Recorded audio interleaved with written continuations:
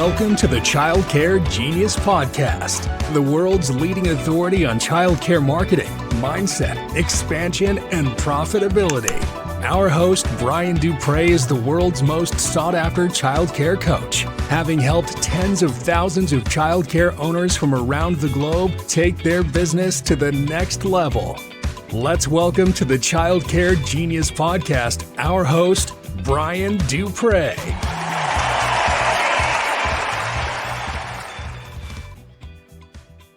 Thank you for tuning in to the Child Care Genius Podcast. This is Brian Duprey, the host of our training series here with Vice President of Coaching, Michael Braswell. How you doing, Michael? Hey, I'm doing great. How are you, sir? How are things in Texas today? They're actually pretty hot. I'm not looking forward to mowing later. I don't mow and I don't do hot, so we're total opposites. It's my zen, and I guess I can treat it as like a spa day because I sweat a lot. So I'll treat it like I'll just pretend I'm in a sauna. Really cool. Well, Yeah. Today we're going to talk about a cool subject. Something that we talk about at Child Care Genius a lot is tuition mistakes. Because tuition is how we get paid as child care owners, and I've seen so many mistakes with tuition that I figured we'd make a quick episode in it and talk about some of the mistakes that owners are making. So let's bring up the first topic. Michael, should they do weekly tuition or monthly tuition or both? Well, so it's a matter of personal preference. I think my center, we do both, just to give those options. In fact, through coaching with you, we discovered that I was offering discounts that I maybe shouldn't have. But I would think that if you're not doing a weekly today, like some centers that we've talked to and seen, they're only monthly. I think it is extremely important to have a weekly, especially with as inflation has gone up, economies of, some parents may not have the money to shell out a whole month. So, moving it to a weekly also makes it more affordable for other families. I don't know. How do you feel on that? I think you should have weekly and monthly. I'll tell you why. It gives you a competitive advantage over schools that only offer monthly. Yeah. Because the average American only has $500 in savings. If your monthly tuition is $1,200 and you have any kind of security deposit on top of that you have to pay, or any kind of curriculum fee, or any kind of application fee or registration fee, they could be shelling out $1,500, $2,000, $3,000 in month one, which is 5 times what the average person has in savings. So you're kind of leaving out the average person. So, well, my center is different. There used to be a case back before technology came in of why monthly was better. I buy that. I had competitors that went the monthly. We never went to the monthly only route, but I had some competitors that went monthly only because of administrative. They were collecting checks, they were collecting cash, and it was just easier for them. Well, automation came in. ACH automation through different apps now have made it so much easier that it's really no extra work to do weekly or monthly. So why put yourself at a competitive disadvantage? And if you say, I had one client say, well, all my competitors offer monthly. Well, that's the exact reason why you need to do monthly.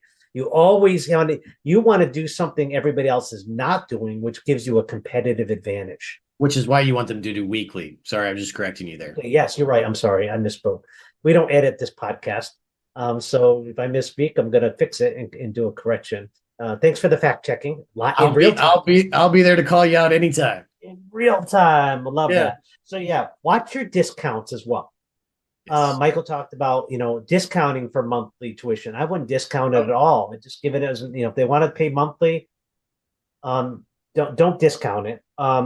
We had it in our program. And in fact, once we eliminated it, we immediately gained, because we were giving a 10% discount for anybody that paid monthly.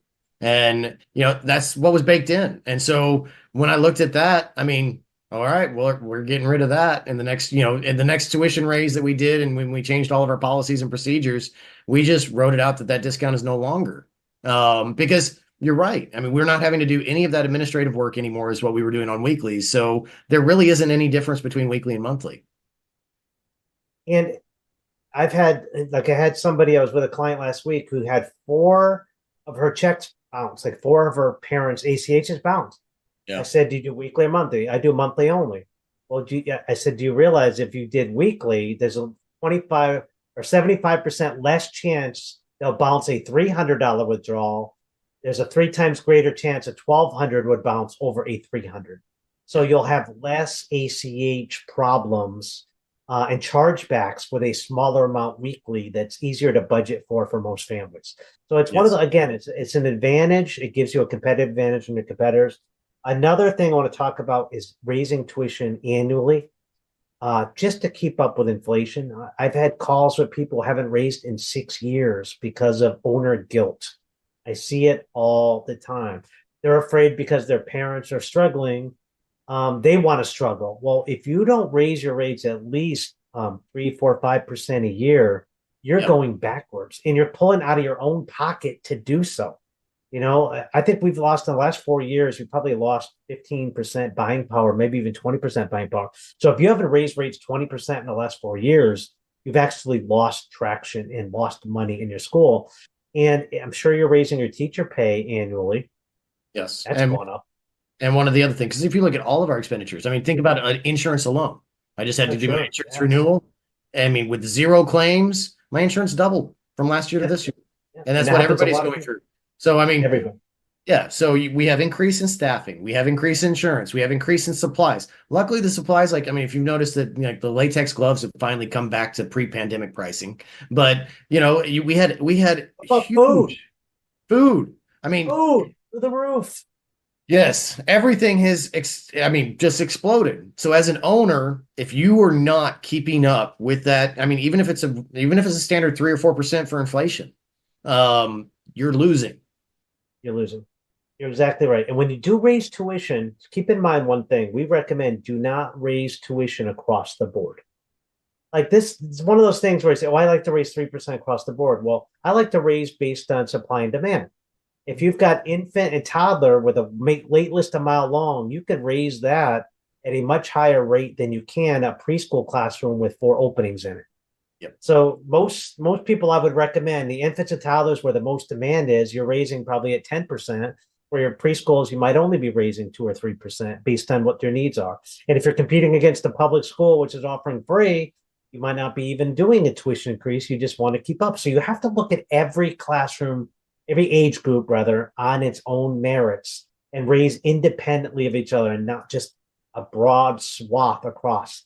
And supply and demand says that if you have long, deep wait lists, a mile long, you could raise much higher than if you have no wait list at all and you have openings in your school. Yes. So keep that in mind. And knowing where your competitors are kind of helps too.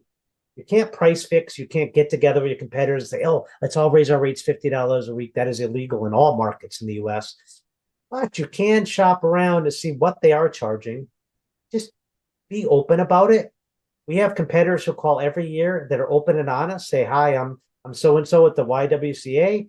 We just, we want to be open and transparent. We want to let you know that we're asking for your rates, what you're going to charge next year, just so we make sure we're competitive. I appreciate that. So we do the same with our competitors. We call them. We tell them who we are. Sometimes they don't like it. They think it's rude. I'm like, I could have lied. I could have just been Sally Smith and wasted your time. I'm telling you who I am. I hope you appreciate that. So I always like the open, candid approach. I don't like the deceiving thing. And they'll tell you more than likely, unless they're real idiots. And then you can mystery shop them the next day and they won't even know, right? So there's always a way. Any other things you can think about when it comes to tuition? No, it's just like you said, making sure that they have both a weekly and a monthly, and there's different ways to calculate those out, and there's different ways to make sure that you're realizing that revenue. That's something that we actually teach in the university. Yeah, we teach our coaching students a lot of things. Another thing is not giving away to all your employees free childcare. Yes. It can get away from you real fast. Oh, Brian, I had an employee that actually I could not believe it. We didn't even really think about it. She ended up having, she had 1 kid with us, and then she had 2 kids with us. The next thing she had 3 kids with us. And when we started looking at her pay, she was asking for a raise, and we're giving her half off tuition on all of her children. So when I started adding that up of what the benefit that she was getting of free childcare, in addition to her pay, she was over $40 an hour. I'm like, and she didn't even realize. Yeah. And so, it's like, that can easily get away. So whenever you have an employee that has any type of care with you, make sure that you're breaking that out so they can see hourly how much that childcare is actually costing you as the owner. Because we still have to pay for the lights. We still have to pay for the insurance. We still have to pay for the employees. I mean, we're taking money out of our pocket to add that as a benefit for the employee, but the employee needs to realize how much of a benefit it is. So sometimes we have to break that out for them. One thing, a lot of states using their COVID funds, what they've done, several states I've seen, is they're paying teachers get free childcare in their state. Like regardless of income, they get subsidy for that. So if you live in that state, that is a good thing. Hire people all day long with children. That works out really, really well for you. Another thing is we recommend the only way you offer a discount is if they get denied by subsidy. Most teachers in the U.S. qualify in most states in the U.S. Based on what teachers make. If you're making under $25 an hour, you qualify for subsidy in a lot of states. So it's worth applying for. And if they get turned down, then you can offer them the discount. But we make our teachers, they have to show us that they've been denied. And if they get accepted, then we put a discount onto their parent copay. And sometimes we just waive the copay altogether if it's usually under $50. So there's ways to do it, but I would definitely make sure they have to apply for subsidy first as a condition of the discount. And you'll be surprised. This has raised, the subsidy level qualifications have raised with the inflation. And next year it's going up even higher. So I think you'll be surprised. And don't be embarrassed to make them apply for that discount. Oh, I've also got one thing, because as our summer program just started, last year, we actually forgot to charge enrollment for our summer camp. We actually just, did everything else. Well, what we realized is that enrollment for the summer camp, even with existing clients that are already there, actually pays for the field trips. So make sure that you're doing that ahead of time, because your tuition for summer camp is still covering the lights, the teachers, all the normal expenses you would do during the school year. But so that's why it's so important. The registration fee is charged and assessed so you can actually have those field trips paid for. Sure. If you do that, that's great. And keep in mind that any fees you have, like bounce check fees or curriculum fees, if it's in your policy, don't forget to charge it, because out of sight, out of mind sometimes. And that fee gets added into the bottom line for sure. So just to recap, again, weekly and monthly is great to have different options for parents. Don't over discount tuition. Do not, don't get free for everybody of your employees. I could see it at the director level, possibly. I could see it at the over 10 years service kind of thing.